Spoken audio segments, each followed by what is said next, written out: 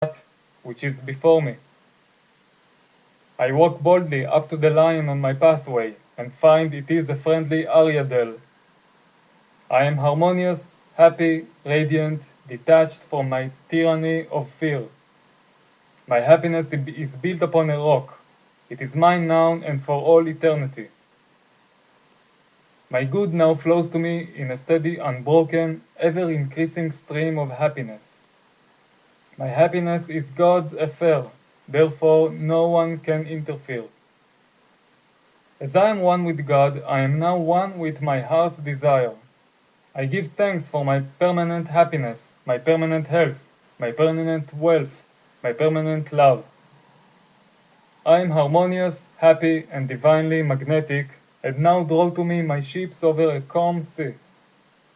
God's ideas for me are perfect and permanent. My heart's desire is a perfect idea in divine mind, incorruptible and indestructible, and now comes to pass under grace in a magical way. Love.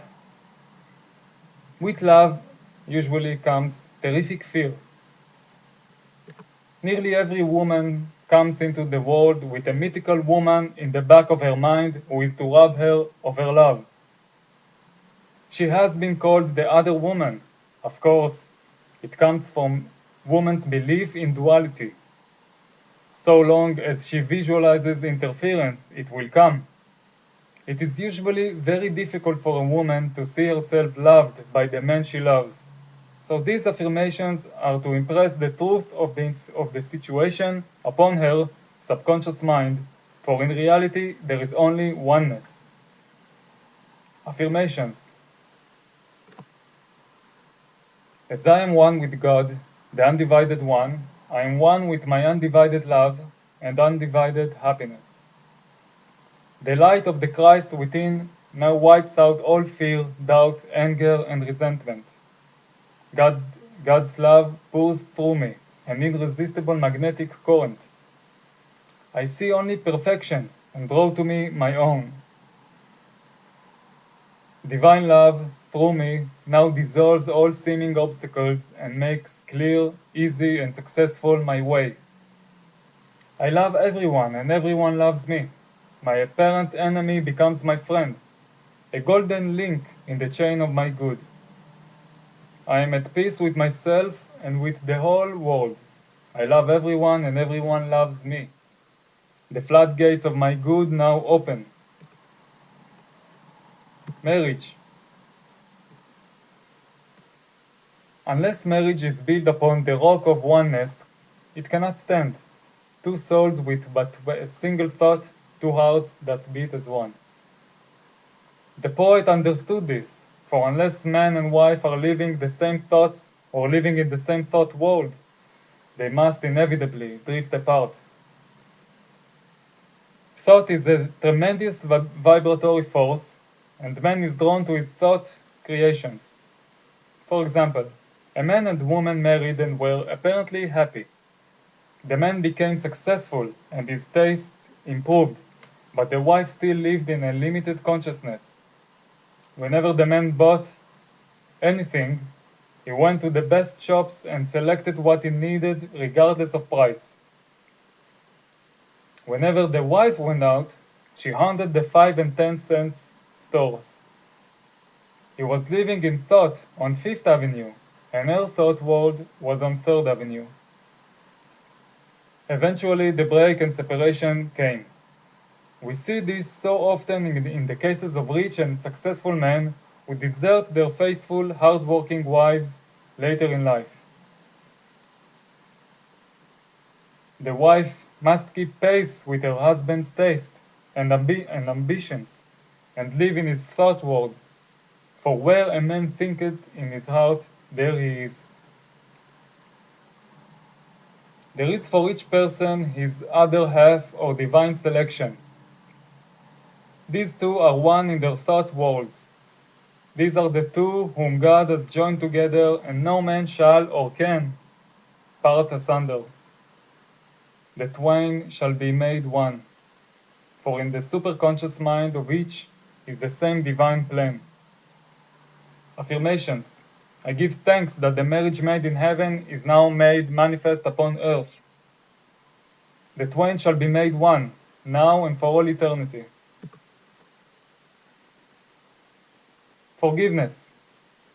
Affirmations. I forgive everyone and everyone forgives me. The gates swing open for my good. I call on the law of forgiveness. I am free from mistakes and the consciousness of mistakes. I am under grace and not under karmic laws. Though my mistakes be as scarlet, I shall be washed whiter than snow.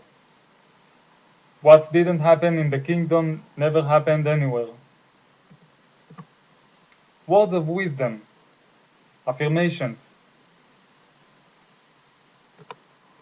Faith without nerve is dead.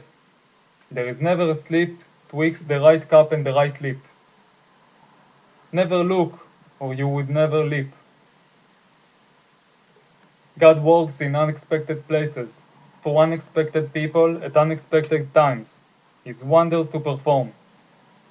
Power moves but is never moved. Loving your neighbor means not to limit your neighbor in word, thought, or deed. Never argue with a hunch. Christopher Columbus followed the hunch. The kingdom of heaven is the realm of perfect ideas. It is dark before the dawn, but the dawn never fails. Trust in the dawn. When in doubt, play trumps.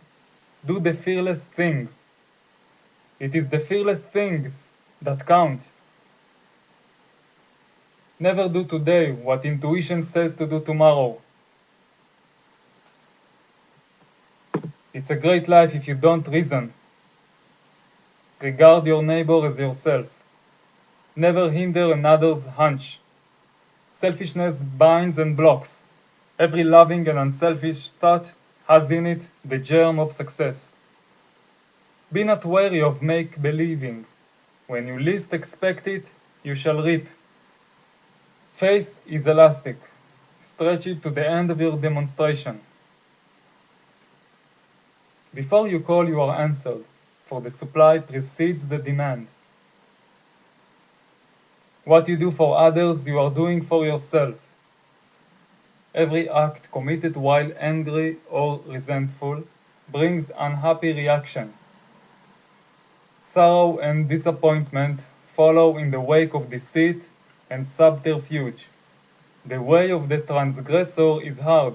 No good thing will be withheld for him who walks uprightly. There is no power in evil.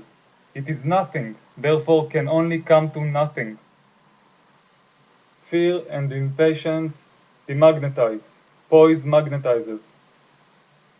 Drown the reasoning mind with your affirmation. Jehoshaphat clapped his cymbals so that he wouldn't hear himself think. All bondage is an illusion of the race consciousness. There is always a way out of every situation, under grace.